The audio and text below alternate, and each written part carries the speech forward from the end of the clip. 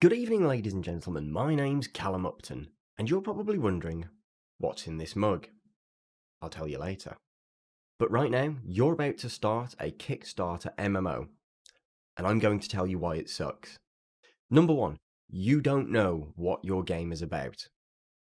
If I say to you, sell me your game in 5 quick points, if you say, it's got combat, it's got crafting, it's got raids, big raids, trading and economy, and it's got next gen. You've just described an average MMO to me. You've described the fundamentals of a new MMO. You don't have a game to sell me. You're selling me a genre. More to the point, if you follow up and say to me, it's RuneScape. It's like RuneScape, but better. Cool. I already have RuneScape. I can go and play that. Why would I pay to get RuneScape but better from a group of people or an individual that we've never heard of when I already have RuneScape? This goes for anything when people are like, it's like Diablo. It's basically Diablo, but better. And they can't tell you why it's better. Just they can tell you it's like Diablo. That's an immediate red flag because this game doesn't know what it wants to be. And that's a big problem. Number 2, budget. If you have a random number for your budget without any description, you have no idea what this money is for. Most times you'll see a budget of 50 to 100k followed by, we need this money to hire staff. 100k is going to likely pay 2 to 3 people for a year. And you're going to be one of those, obviously. And you've already proven that you can't do anything on this project, hence why you're hiring these people. So that's a good 30 to 40% of your total Kickstarter budget gone on day one and wasted. And on the flip side, your showcase is so piss poor and crammed with pre-coded assets that don't even work together that you'd never reach anything more than 100k. I'm not here to smash dreams, but this is reality. On the topic of budget, a quick word from our sponsor Atlas. Atlas VPN is a budget-friendly VPN that doesn't pull any punches. If you're like me, you'll frequently find yourself seeing screens like these, telling you that you can't watch a series because it's region locked. I was greeted with this very issue trying to watch Mandalorian while travelling. Good news! This is easily avoided if the video provider doesn't know who you are or where you really are. And even better news, Atlas is currently running a promotion. With my link in the description below, you can save 86% on their 3-year plan, bringing the cost down to only $1.39 a month. And if that wasn't enough, Atlas is one of the very few VPN services that offer a data breach alert service. If you think your data has been leaked in an online data breach, simply put your email into their breach detector, and within a minute you'll find out if your details have been leaked online anywhere. If you've been messing around on any Rule 34 sites, you'll probably want to do this. So why not grab yourself a bargain and use my link down in the description below to show that you've come from my video. Number 3. Networking. Most Kickstarters show single-player footage rendered in Unreal Engine or Unity. I don't think I need to tell you why this is a major red flag. If you're proposing an MMO, you should be showing multiplayer footage running on the network you have built for your MMO. And if your response to that is, we haven't built multiplayer yet? Yikes, you're in for a bad time.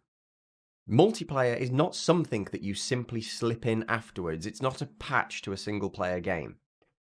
Multiplayer and single-player code are usually so far detached from one another that they're not even recognizable. And if you are trying to pitch this as a proof of concept for an MMO, you've just shown a proof of no concept. Something that looks truly impressive in a single-player game is ultimately 50 times harder to do in a multiplayer game and still have it look impressive. And let's be honest, that's why you haven't made it multiplayer for your Kickstarter. Because you can't. Before you even start to think about kickstarting an MMO, you need to look into infrastructure. It's one of the biggest roadblocks to anything online. Even just basic multiplayer games require so much networking knowledge. It's usually an issue for most people. And again, getting yourself a network engineer is going to cost you upwards of 50k, possibly even closer to the 100k mark, and that's for a year. Is it starting to sink in with the previous points now? That is why your MMO Kickstarter sucks. But don't worry, there's more reasons why your MMO Kickstarter sucks, and I'm about to tell you those too.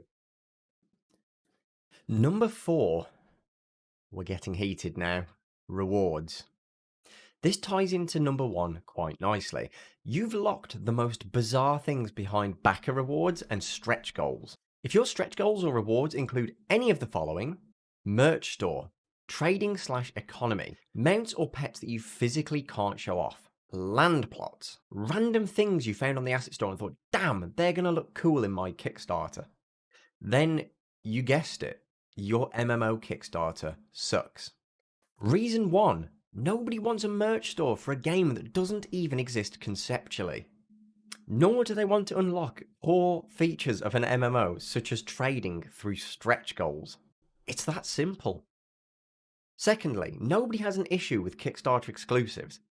But if you're offering your backers a mount/pet that is yet to be announced, or an asset pack pulled straight out of this week's Unreal Engine sale, you're giving your backers nothing. It's the same feeling as opening a pack of completely broken biscuits. Pure disappointment. Number 5.